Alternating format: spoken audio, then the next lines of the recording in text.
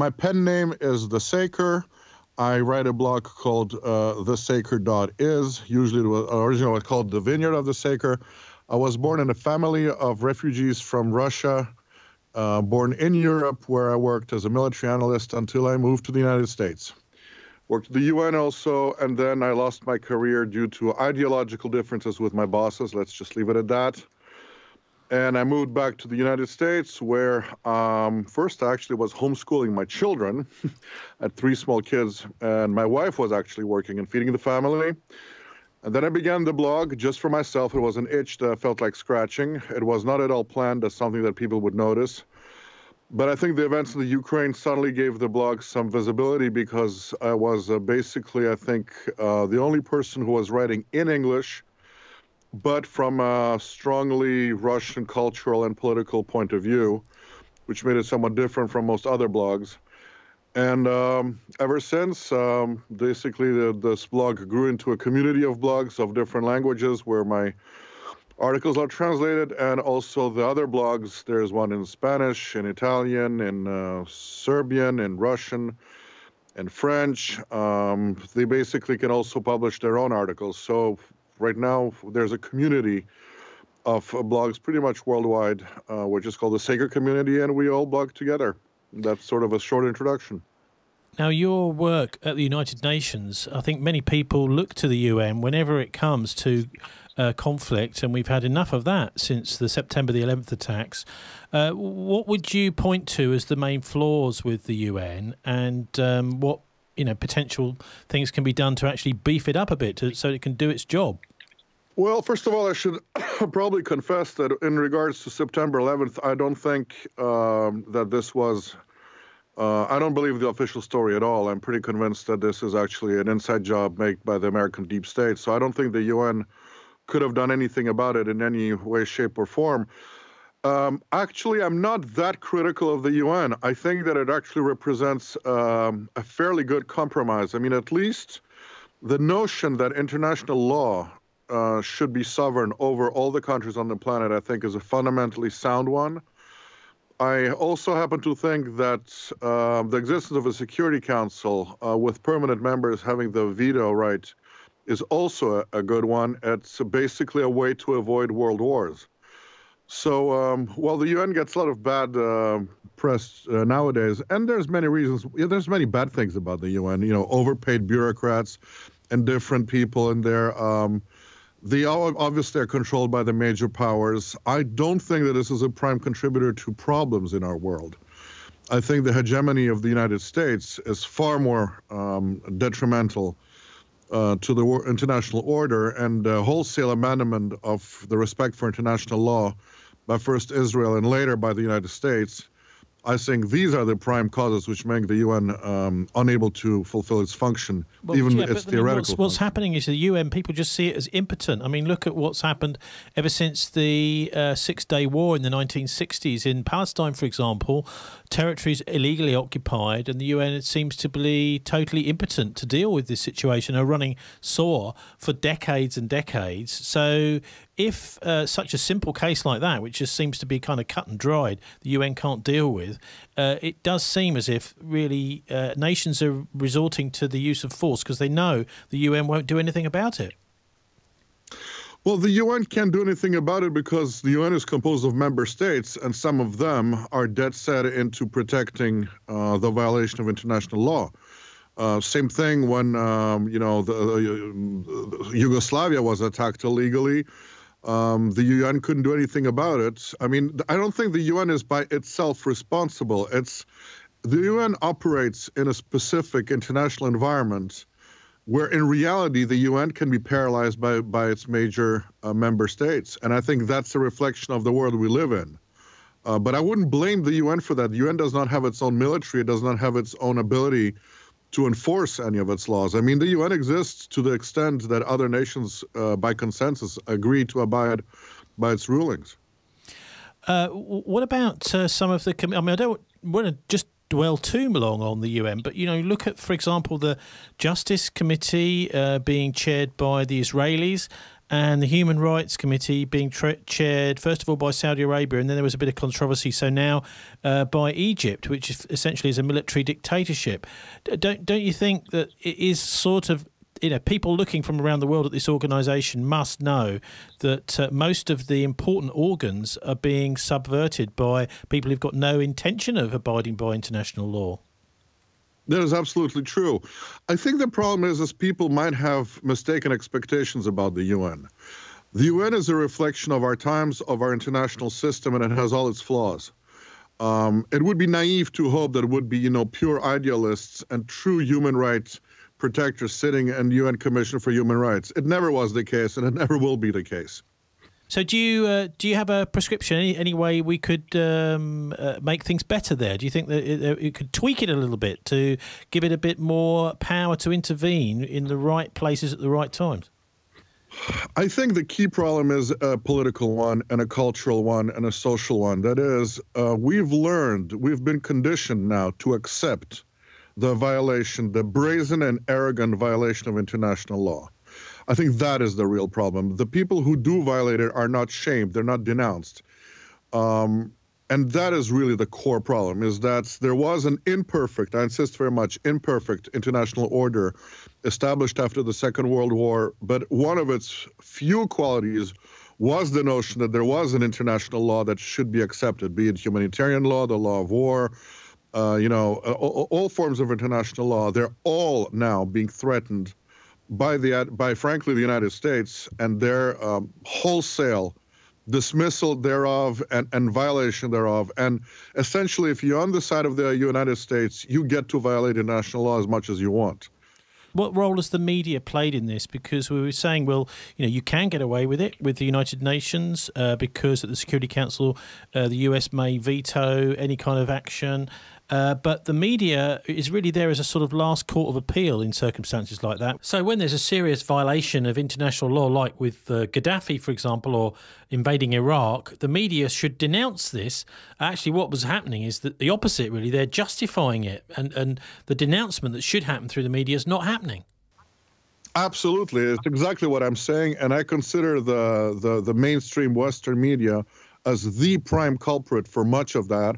I dismiss it as basically a grotesque propaganda machine, which doesn't have the honesty to ask basic key questions. Our leading politicians are not challenged, even when they brazenly, arrogantly, unapologetically violate international law. Most of the media remain silent and ask easy questions, about why they had to do that. That is exactly it, yes. The media is the core problem, far more than the United Nations. We've now got the inauguration of Donald Trump and a new administration. I wonder if you think that there is going to be some changes in the way the US is projecting its power around the world. I cannot predict what will happen. I am no better informed and no smarter than anybody else. However, I do have real hopes. First of all, I think we should all thank the good Lord that Hillary Clinton was not elected, because that would have meant a very high probability of war with Russia. I don't think this is going to happen with Trump. And secondly, it is my hope. The key question for me is Trump willing to fight against the fifth column inside the United States, who is now trying to subvert him? If he really is, if he has the strength, the willpower to truly make changes inside the United States, yes, we could see some dramatic changes in international order. He has made statements which are amazing in contradiction. For instance, he said that the United States will not go around the planet making regime change. I mean, that statement by itself is something radical, absolutely unheard of in the past. So he appears to be a break with a very long-standing American imperial tradition. Is he just words? Can he do it? I really don't know. I mean, I'm waiting with great anticipation, counting days until he gets there. If he's for real, I think he's also risking his life in that. We all remember what happened to Kennedy. I think we should keep I certainly want to be hopeful about a possibility for change. How much will actually happen, I don't know. I know I've read some of your pieces about the history of the conflict between Europe and the United States and Russia. Can you just explain a bit about the background? Because it seems that there's been ideological differences. You could even call them religious or spiritual differences for literally hundreds of years between Russia and Europe and the US, the Western Bloc. Well, that's a very long topic, but yes, I think at the core there are several issues. I believe that Russia culturally and the Russians are not at all part of the European culture. They have some aspects of European culture, yes, and the Russian elites were very much part of the European elites. But deeply, profoundly, Russia is a very different country. And it was one which was always rejecting of the Western European cultural model and social model, and which we could not be conquered or subdued. And that created that phobia, literally both as in phobia in the sense of hatred and in terms of fear, because Russia was perceived as this threat that could not be conquered and could not be subdued. And I think that was true during the papacy, which tried to, launch even crusades against Russia to convert Russians to Latin Christianity. That was true later of the Germanic nations that tried to invade Russia, and then we had World War II. It still continues today. Russia offers a different civilizational model. Particularly under Putin, under Yeltsin, under the Soviets. I would say that's a parenthesis which I would look at separately. But under Putin, you clearly see a Russia that is not aggressive at all against the West. I absolutely find laughable the notion that Russia would attack any Western European country. But they just say very openly, we don't accept your civilizational model, we want to live differently. And that is perceived as a threat. And that has indeed been going on for roughly 1,000 years. What about the potential for a war if it does come? I mean, you've said that you think it's probably less likely with Trump. I mean, the Russian military, what sort of shape is it in? Because certainly in the 1990s, we had a television program here, the Cook Report in Britain, reporting through a journalistic sting operation that Russian SS-20 nuclear missiles were actually on sale on the black market. You could buy them because the Russian forces in Ukraine, as they were at the time, I think eastern Ukraine, hadn't been paid. So what sort of state is the Russian military in these days? Well, I think that report was incorrect. I'm not aware of the report, but I don't believe SS-20s were available on the market. I think they'd been dismantled, if my recollection is correct. And Russia, even during the 1990s, kept a control of its nuclear arsenal. But I would agree that everything else was in a state of total chaos and disarray. The proof that I would use is during the first Chechen war, they basically had to do what they called combined regiments. I'm not sure the correct English word is combined, but they had to sort of bring together different units to build a regiment. So that means that Russia basically did not have real, say, divisions that could function. This has changed dramatically. I think that the Russian military has recovered, I would almost use the word miraculously. It is right now, I believe, the most powerful single military force on the planet, actually. Within the confines of its mission, I just wrote an article about that, which is to defend Russia. So Russia doesn't have the abilities to send 10 aircraft carriers, across the planet. But in terms of defending Russia, Vladimir Putin the other day said it very openly. He said, we can defeat any of our potential enemies. And I think that's true. Does that mean there's a risk of war? Not at all. I think Russia felt threatened by the NATO expansion. The events of Ukraine made it more dramatic. And Russia, for all these years, has been preparing for war.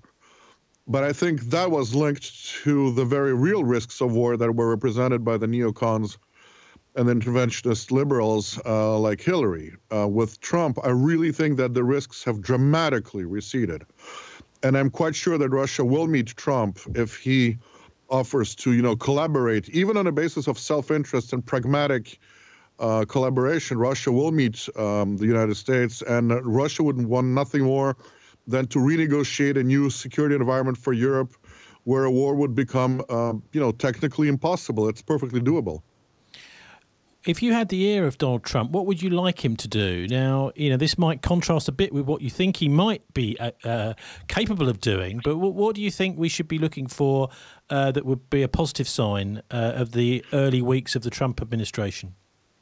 There's two things I would want him to do. First of all, I would want him to crack down mercilessly on the neocons inside the United States because they represent an extreme danger for him.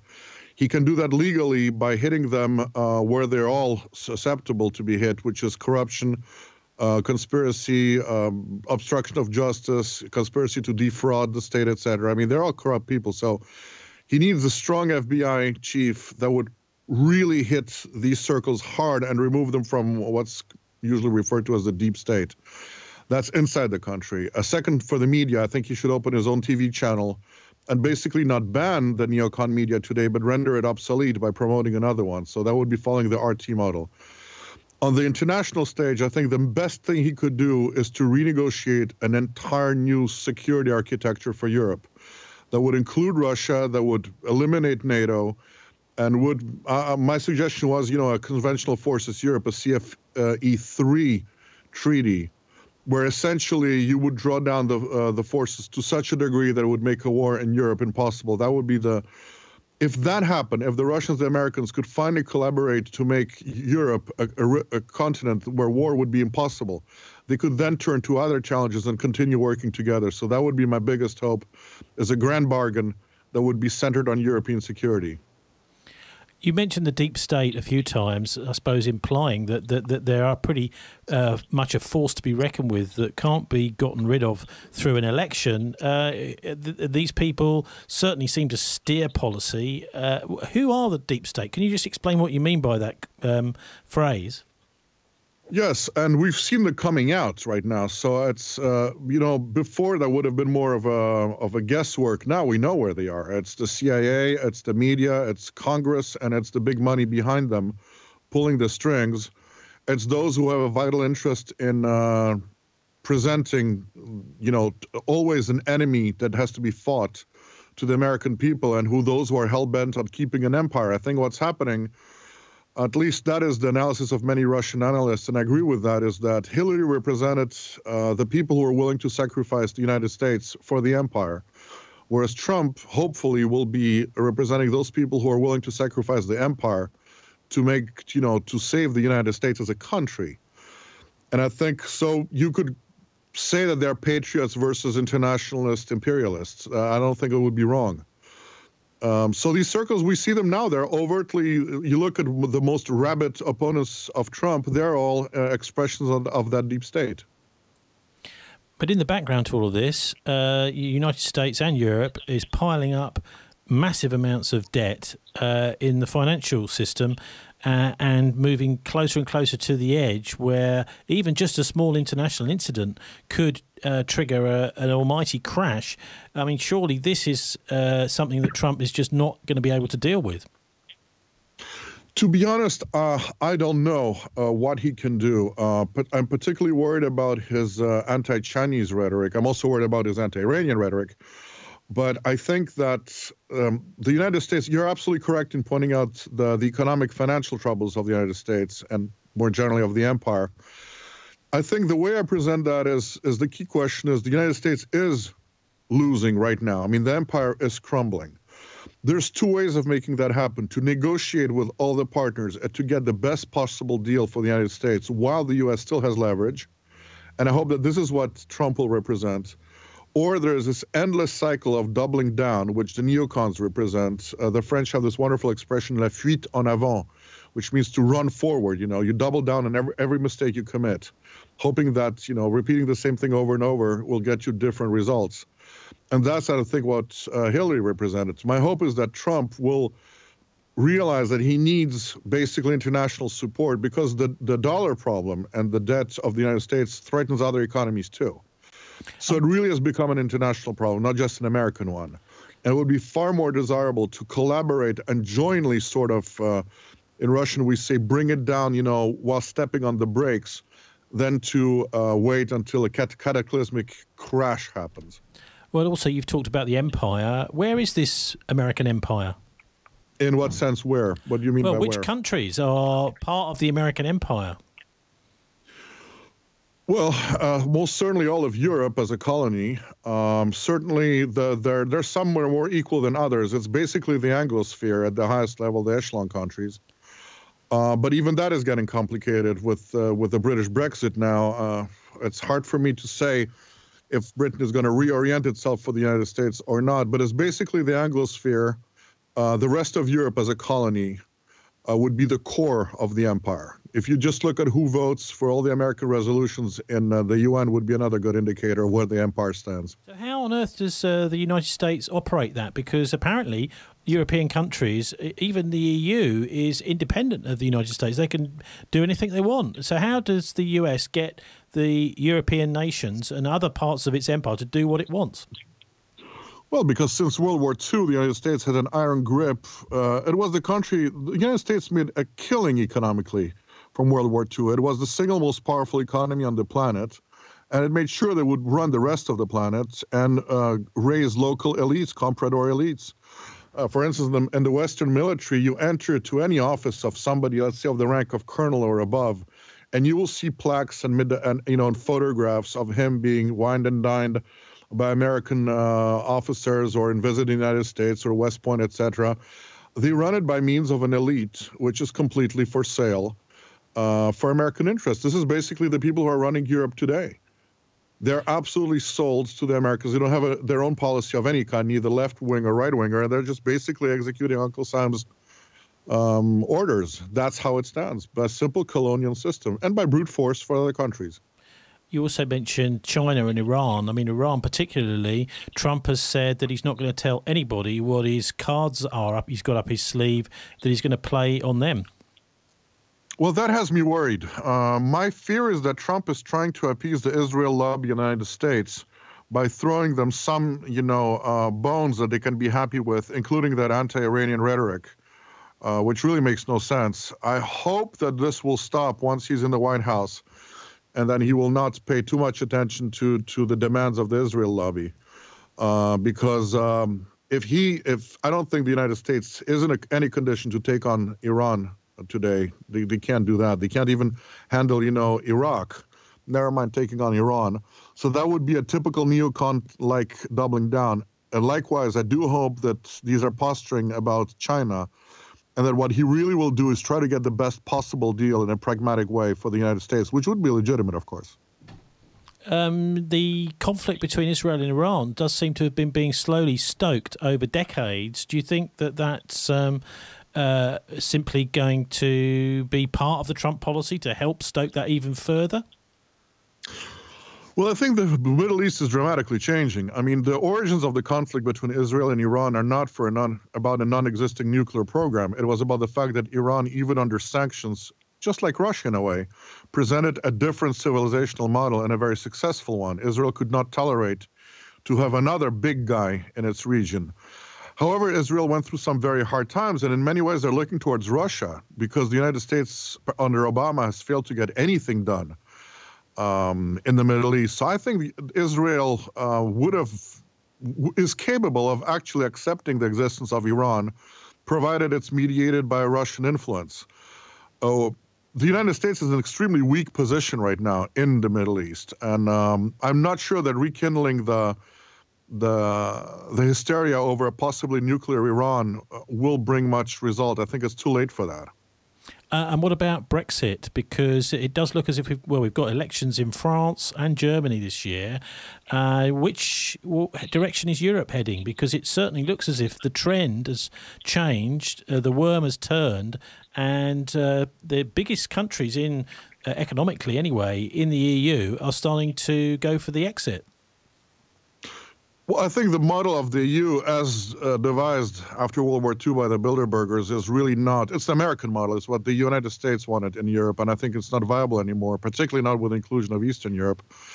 My hope is that we're going to see more and more patriotic parties, and I mean that in the sense of de Gaulle had this idea of a Europe of fatherlands, l'Europe des patries, which I think is a sound one, which is you keep your sovereignty and you collaborate with your neighbors.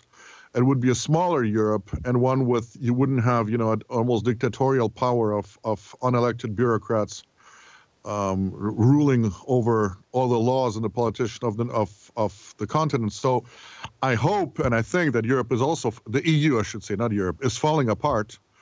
And I hope and I do think that it will be replaced by a much more viable model, which will be less ideological and much more pragmatic. You mentioned the Bilderberg conferences there. Does that fit in any way with the deep state? Who are these guys? Yes, essentially it is a part of the deep state. I don't think there is a specific one spot, where there is a room with people who meet in a conspiracy and take all the orders. But there is a certain, I would say, maybe a class, to use a Marxist term, of people who are in key positions in the empire, and the Bilderberger is one of the expressions of that class. It's not the only one. It's very much part of the imperial deep state, yes. So what is their role, and what do you know about how it's constructed? Because the former Secretary of State, Henry Kissinger, who's been involved in all sorts of rather skullduggery over the decades, for example, the coup in Indonesia, the coup in Chile, the invasion of Cyprus, seems to be quite a key figure at Bilderberg. Yes, but he is interesting because right now he seems to have taken a different position from the rest of the deep state, and he seems to making openings towards Russia, and even there are some rumors that he would be a partisan of another Yalta. The U.S. and Russia would split up the planet in zones of influence. By the way, if that is his plan, I don't think the Russians will go for it. I don't think they want that. I think they want a polar world and not a bipolar world as in the ancient model. But it's interesting that Kissinger is offering something, if that's true. He seems to be offering something else. I think all these people have, they need their think tanks. They need to brainstorm together and try to find new ways to deal with problems, just as any other entity would. So I think the Bilderberger play that role. They are a platform for sort of a think tank of the New World Order, one of the various think tanks of the New World Order. Does that expression New World Order really mean anything?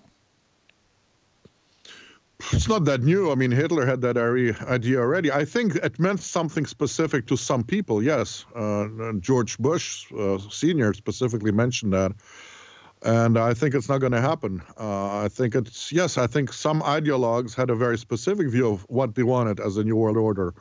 But thank God reality, interfered with that. And gradually, I think there are zones of resistance to that New World Order, and I think it's starting to come back to the issue of Europe. I think the resistance to that New World Order is starting in Europe too now. I mean, eventually, Europe will have to liberate itself from its colonial masters, just as other countries had to. I mean, the picture you're painting is one where decisions are made very remotely from ordinary people. Is there anything you think that ordinary folks can do to actually help change circumstances for the better? I mean, for example, we would look at somewhere like Yemen, which is an unbelievable, horrendous war, and yet, well, it's not really a war, it's more of a sort of slaughter, really, going on of innocent people, many of them, just civilians.